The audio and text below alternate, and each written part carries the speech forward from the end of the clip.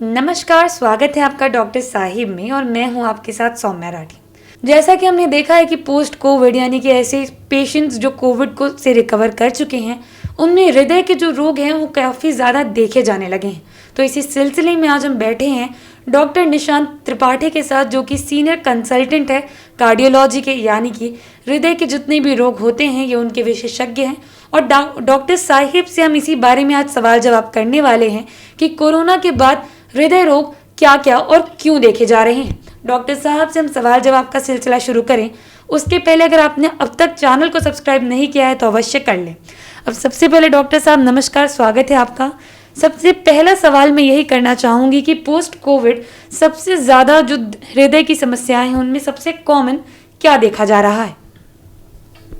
पिछले 1.5 साल से पेंडेमिक चल रहा है। हमारा जो एक्सपीरियंस यहाँ पे रहा है उसमें कोविड की वजह से डायरेक्ट हार्ट प्रॉब्लम्स उतनी कॉमन नहीं है जितनी बताई जा रही हैं। कोविड की वजह से प्रॉब्लम्स हैं। कोविड अपने आप में ही, पहले समझना होगा कि अपने आप में ही गंभीर समस्या हो जाती है जब वो पेशेंट हॉस्पिटलाइज हो जाते हैं। कोविड में होता क्या है? बेसिकली कोविड एक वायरल इन्फेक्शन है। मोस्ट ऑफ द टाइम्स, अभी तक आप लोगों ने सबने समझा होगा कि मोस्ट ऑफ द टाइम्स ये सेल्फ लिमिटिंग इलनेस होता है जो कोल्ड और फ्लू की तरह होता है और वो ठीक हो जाता है अपने आप। समस्या तब आती है जब ये मरीज सीरियस हो जाते हैं और हॉस्पिटलाइज हो जाते हैं, आईसीयू में एडमिट हो जाते हैं, प्राइमरली बिकॉज ऑफ निमोनिया। तो ये आपको समझना होगा कि ये जो इन्फेक्शन है सबसे पहले लंग्स को इफेक्ट करता है, निमोनिया हो जाता है। निमोनिया जब सीवियर हो जाता है, ऑक्सीजन लेवल घटने लगता है, तो उसकी वजह से मरीजों को एडमिट करना पड़ता है, कई बार वेंटिलेटर वगैरह की ज़रूरत पड़ती है। तो ये क्या होता है इसमें क्या होता है कि बॉडी का जो इम्यून रिस्पॉन्स है, हमेशा इम्यूनिटी, आपको मालूम है कि इम्यूनिटी जो होता है वो शरीर से रोगों से लड़ने की क्षमता होती है।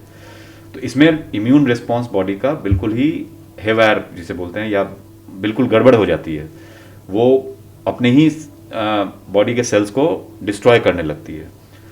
अब इसमें जो इम्यून की वजह से जो प्रॉब्लम्स आती हैं, तो शरीर तो एक ही है, हार्ट तो अलग है नहीं, उसमें हर अंग पे असर पड़ता है। तो जब एक बार ये मरीज आईसीयू में आ जाते हैं, इन्फेक्शन सीवियर हो जाता है, तो वो जो दुष्प्रभाव है उसका वो हार्ट के ऊपर भी पड़ता है। यहाँ पे अब डिपेंड करता है कि आपको पहले से हार्ट की प्रॉब्लम है या नहीं है।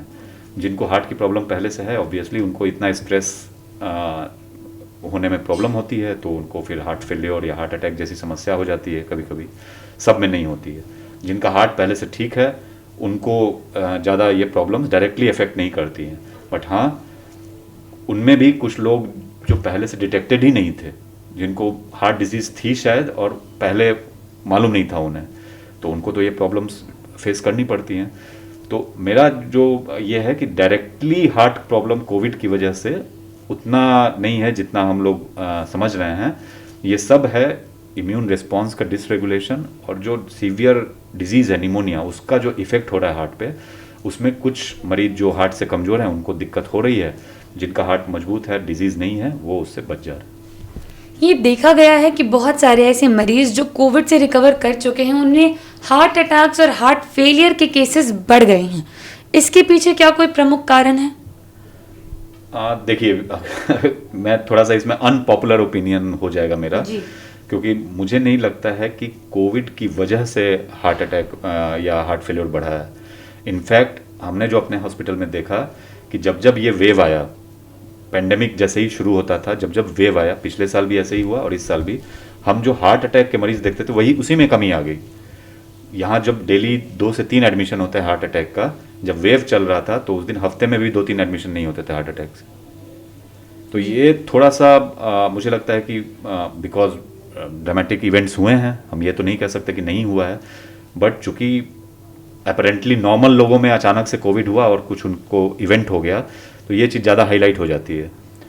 तो उसकी वजह से एक पैनिक टाइप का क्रिएट हो गया, और सोशल मीडिया को भी मैं बोलूँगा कि उसमें ऐसे ऐसे न्यूज़ और वो दिखा के थोड़ा सा एक भय का माहौल बन गया कि बहुत ज़्यादा हार्ट अटैक कोविड की वजह से हो रहा है। बट हॉस्पिटल के आंकड़े अगर देखें, हॉस्पिटल स्टेटिस्टिक्स देखें, तो हार्ट अटैक के नंबर्स जब जब वेव आया तब तब वो कम हो गए। इनफैक्ट मुझे तो डर ये है कि शायद कोविड के डर से जो रियल हार्ट के पेशेंट थे वो भी अस्पताल नहीं आ रहे थे। तो ये ऐसा नहीं है कि कोविड की वजह से हार्ट अटैक बढ़ रहा है या हार्ट डिजीज़ बढ़ रहा है। अभी रिसेंटली बहुत बड़ी एक स्टडी भी की गई है बाहर विदेशों में, जिसमें माइल्ड कोविड और माइल्ड टू मॉडरेट कोविड के सारे लोगों का शुरू में और 6 महीने बाद स्कैन कराया गया और उनके हार्ट पे कोई असर नहीं था।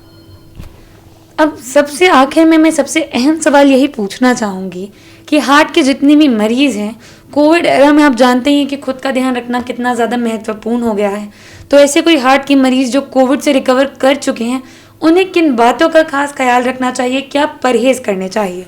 हाँ, ये सबसे इम्पोर्टेंट सवाल है। ये कोविड एरा में जो मैंने महसूस किया कि जो कोविड की वजह से जितनी तकलीफ़ नहीं हुई है, उतना उसके भय, उसका पैनिक उसकी वजह से हुई है। प्रॉब्लम कहाँ है, हम बहुत ही अनफॉर्चुनेट रहा मेरे लिए भी। कई मेरे जो पेशेंट थे वो फॉलोअप में नहीं आ पा रहे थे। हम लोग भी शुरू में बहुत ज़्यादा अवेयरनेस नहीं थी, इवन डॉक्टर्स को भी पता नहीं था, बट हम लोग लगे रहे। बट जो लॉकडाउन हो गया, मान लो रेस्ट्रिक्शन हो गए, हमारे जो मरीज़ फॉलोअप में नहीं आ पा रहे हैं, जो सिम्टम्स हैं उसको भी शायद नज़रअंदाज कर रहे हैं या डर के मारे नहीं जा रहे हैं अस्पताल। ये तो एक माहौल बन ही गया था कि भाई अस्पताल जाएंगे तो कोविड हो जाएगा, तो उससे नुकसान ज़्यादा हुआ है हार्ट के मरीजों को। तो हार्ट के जो मरीज हैं उनको मैं यही सलाह दूंगा कि सबसे पहले तो कोविड से बचने का क्या उपाय है। आपने इतना देख लिया, इतना कुछ हम लोगों ने फेस किया, इतने ट्रबल टाइम से हम लोग गुजरे, सब ने के आसपास कुछ ना कुछ हुआ ही है। तो कोविड से बचने का एक ही उपाय है कि जो नॉर्म्स बनाए गए हैं, social distancing, hand wash, mask, इनको आप बिल्कुल रिलीजियसली फॉलो करें। जो भी, ये तो सबके लिए है, लेकिन जो हार्ट के मरीज हैं उनके लिए बहुत ज़रूरी है। और दूसरा वैक्सीन अगर आप लगवाएंगे तो इससे बचे रहेंगे। अब आते हैं उनके हार्ट डिजीज़ का क्या करें।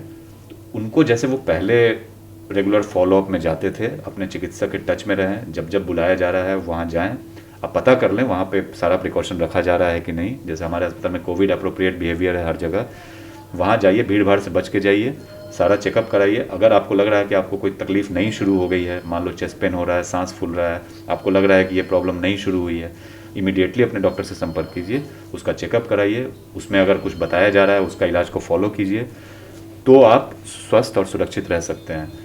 कई बार जो प्रॉब्लम्स आई हैं, जहाँ पे मान लो हमने बताया हार्ट की प्रॉब्लम है, उसका कुछ एक इलाज करना है, मान लो एंजियोप्लास्टी करना है या बाईपास करना है, वो नहीं हो पाया किसी वजह से, लॉकडाउन की वजह से, या लोग डर गए और नहीं आए, उनमें प्रॉब्लम ज़्यादा हो रही है। जो लोग रिलीजियसली अपना फॉलोअप कर रहे हैं, दवाइयाँ खा रहे हैं, उनमें ये रिस्क कम देखा गया है। हाल में भी अभी आया, भ्रांतियाँ कैसे फैलती हैं, इसमें सब लोग जिम्मेवार हैं। और जैसे कि वैक्सीन पे आया था कि जो खून पतला करने की दवा चलती है उनको वैक्सीन नहीं लेना चाहिए। इस चक्कर में हमारे कई मरीज वैक्सीन नहीं ले रहे हैं, लेकिन ये सच नहीं है। दवा लेनी है, वैक्सीन लेना है, उसमें ना कोई दवा बंद करनी है, ना किसी दवा को डोज एडजस्ट करना है।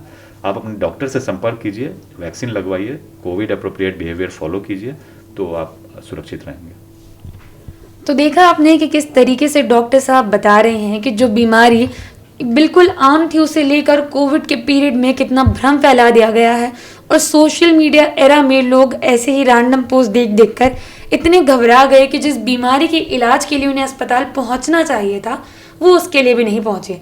ऐसे में ज़रूरी है कि हम ये ध्यान रखें कि हमें भ्रमित करने वाली बातों पर ध्यान नहीं देकर अपने चिकित्सक की सलाह को मानना है, और यही सबसे ज़्यादा ज़रूरी है। बहुत जल्द मुलाकात होगी डॉक्टर साहब के अगले एपिसोड में। तब तक के लिए अगर आप इस वीडियो को फेसबुक पर देख रहे हैं तो पेज को लाइक करें, अगर यूट्यूब पर देख रहे हैं तो चैनल को सब्सक्राइब करें। आप हमें कमेंट में ये भी बता सकते हैं कि डॉक्टर साहिब से आपके क्या सवाल हैं। धन्यवाद। Thank you.